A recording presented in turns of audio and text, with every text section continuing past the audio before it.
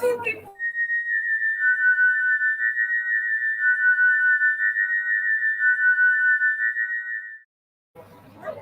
everyone, this is Suzanne Nicole from Police Science Doctor.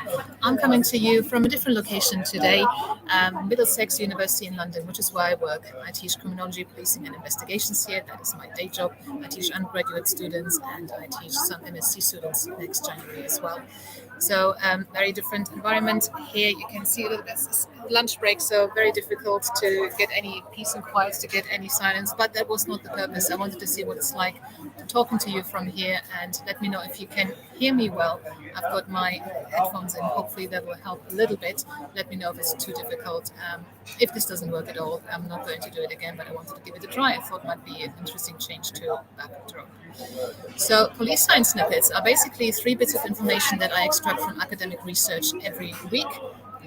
Research in the fields of police science, investigative psychology, forensic psychology, criminology, law enforcement, intelligence, and military, all these kind of areas. I try to find 3 bits of information that have been published that are somehow practical and could potentially be put to use by you guys straight away. It's not easy. Every week, virtually, I'm scraping about to find 3 things that are not extremely specific or quite theoretical and abstract. So it's really not easy to find these, but that makes it all the more important that somebody is looking through them and bringing them to you. So I then talk about them in this broadcast that I do every Tuesday, and also everybody who's on the free Police Science Doctor email list gets them emailed into their inbox, and with the link to the original research, so you can actually get to the article. Whether you can access the full version is unfortunately beyond my control. That depends on the publisher of the journal article, but at least you can see the abstract there in case you're interested in it further. So if you want to join the Police Science Doctor email list, just Google Police Science, go to Police Science Doctor, and leave your details in the form that either pops up or that you can find at the bottom of every, and then you'll get these into your inbox every Tuesday. I hope you can still hear me with all the noise going on. So the first snippet of today is about jurors' views of the system and how that impacts their case decisions. Very interesting because one of my friends, a good friend of mine, told me that she's going to be doing juror service in the next few weeks. So the research found that jurors who entered the jury service with a stronger belief in the fairness of juries are more likely to favor the defense after hearing the evidence than the prosecution, compared to their counterparts who are less convinced of the process's fairness. So if you think that the system is fair and that it works, you're more likely to favor the defense, the suspect, rather than the prosecution version of events, which I think is really interesting. The second snippet for today is about providing a college education in prison. And it says that providing access to college programs in prison has a multitude of benefits, such as reduced recidivism of those attending the program, as well as better post-release life outcomes. Now, we knew that already. However, the additional information that this piece of research found was that students' well-being, their coping mechanisms, and their academic engagement were also significantly better for those that were in prison attending college than their non-incarcerated matched samples.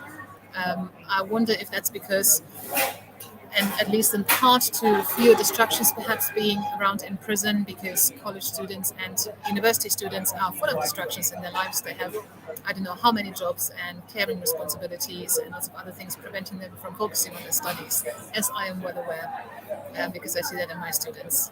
And the third and last snippet for this week is about the willingness of sex workers to report crimes committed against them.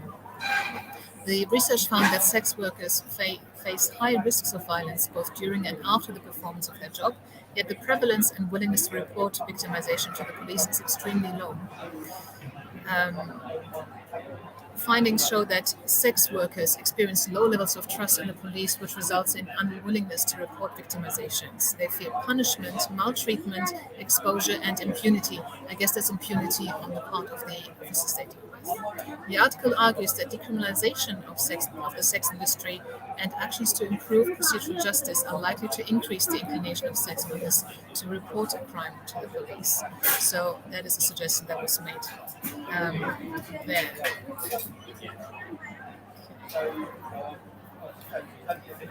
Right, okay, so that was the snippets for today. I hope that you found this useful. And I hope that you will tune in again next week. And if you want, as I said, if you want to see them in your inbox, to subscribe to the email list. And I wish you all the best, and I'll speak to you next week. Bye-bye. Thank you for watching. I hope you found this content useful. You can get access to each episode's transcript with key learning points, timestamps, and references if you get yourself onto my mailing list. Just go to the main website on policesciencedoctor.com, and on the bottom of each page you will find a sign-up form for notifications of new content. Just enter your first name, your preferred email address, and the type of organization you work for. You will not get any spam.